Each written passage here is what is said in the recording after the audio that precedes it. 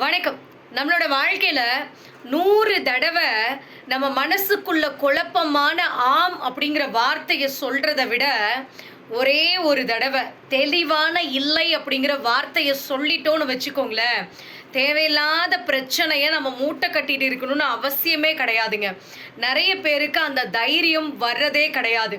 ஏதாவது நெனச்சுக்குவாங்களோ அப்படிங்கிறதுக்காக, தனக்கு புடிக்காத விஷயத்த கூட ஆமா சாமி போடுற அந்த பழக்கம் இருக்கு பார்த்தீங்களா? அது கடைசி வரைக்கும் நம்மள அடிமைத்தனமா தான் வச்சிருக்கும்.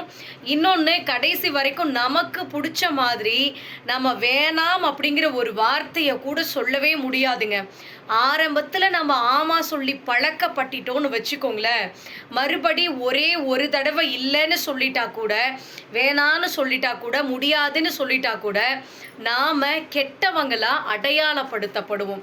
ஸோ முடிஞ்ச வரைக்கும் ஆரம்பத்திலேயே உங்களுக்கு எது சரின்னு படுதோ, அத சரின்னு சொல்லுங்க. தப்புன்னு பட்டுச்சுன்னா, தப்புன்னு சொல்லிடுங்க. அதுதான் நல்லது.